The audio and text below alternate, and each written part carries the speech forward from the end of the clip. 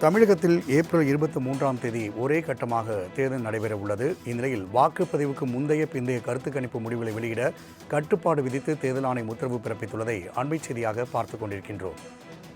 கூடுதல் விவரணை செய்த நந்தினி வழங்க கேட்கலாம். நந்தினி, வாக்குப்பதிவுக்கு முந்தைய பிந்தைய கருத்து கணிப்பு முடிவுகளை வெளியிட தேர்தல் ஆணையம் கட்டுப்பாடுகள் விதித்துள்ளது. என்னென்ன கட்டுப்பாடுகள் விதிக்கப்பட்டுள்ளன? கூடுதல் விவரங்கள்.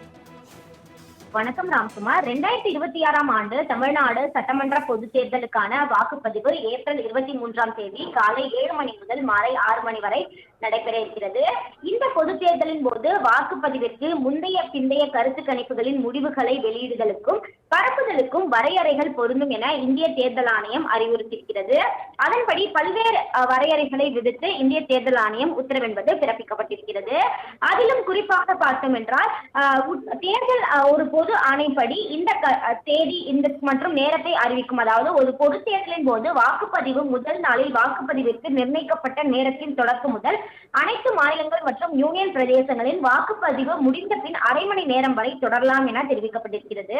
ஒரு இடைத்தேர்தல் அல்லது பல இடைத்தேர்தல்கள் ஒன்றாக நடைபெற்றால் வாக்குப்பதிவு முதல் நாளில் வாக்குப்பதிவிற்கு நிர்ணயிக்கப்பட்ட நேரத்தின் தொடக்கம் முதல் வாக்குப்பதிவின் முதல் நாளில் இருந்து வாக்குப்பதிவு முடிந்த பின் அரை மணி நேரம் வரை தொடரலாம் எனவும் தெரிவிக்கப்பட்டிருக்கிறது. அது மட்டுமல்லாமல் குறிப்பாக பார்த்தோம் என்றால் பொது தேர்தல்கள் மற்றும் இடைத்தேர்தல்கள் தொடர்பாக வாக்குப்பதிவு முடிவதற்காக நிர்ணயிக்கப்பட்ட நேரத்துடன் முடிவடைகின்ற 48 மணி நேர கால அளவில் ஏதேனும் கருத்து கணிப்பு அல்லது பிற வாக்குப்பதிவு ஆய்வு முடிவுகள் உட்பட எந்த ஒரு தேர்தல் விவரங்களையும் எந்த மின்னணு ஊடகத்தில் காட்சிப்படுத்துவது தடை செய்யப்படும் என இந்திய தேர்தல் ஆணையம் சார்பில் தெரிவிக்கப்பட்டிருக்கிறது. அந்த வகையில்தான் சட்டமன்ற பொதுத் தேர்தல் நடைபெற இருக்கக்கூடிய நிலையில் கருத்து கணிப்பு வெளியிடுவதற்கான வரையறைகளை இந்திய தேர்தல் ஆணையம் வெளியிட்டுள்ளது குறிப்பிடத்தக்கது. தமிழகத்தில் ஏப்ரல் 23ஆம் தேதி ஒரே கட்டமாக தேர்தல் நடைபெற உள்ளது. இந்நிலையில் வாக்குப்பதிவுக்கு முந்தைய பிந்தைய கருத்து கணிப்பு முடிவுகளை வெளியிட கட்டுப்பாடு விதித்து தேர்தல் ஆணையம் உத்தரவு பிறப்பித்துள்ளதை அண்மை செய்தியாக பார்த்துக் கொண்டிருக்கின்றோம். கூடுதல் விவரணை செய்த நந்தினி வழங்க கேட்கலாம். நந்தினி, வாக்குப்பதிவுக்கு முந்தைய பிந்தைய கருத்து கணிப்பு முடிவுகளை வெளியிட தேர்தல் ஆணையம் கட்டுப்பாடுகள் விதித்துள்ளது. என்னென்ன கட்டுப்பாடுகள் விதிக்கப்பட்டுள்ளன? கூடுதல் விவரங்கள். வணக்கம் ராம்குமார். 2026ஆம் ஆண்டு தமிழ்நாடு சட்டமன்ற பொதுத் தேர்தலுக்கான வாக்குப்பதிவு ஏப்ரல் 23ஆம் தேதி காலை 7 மணி முதல் மாலை 6 மணி வரை நடைபெற இருக்கிறது.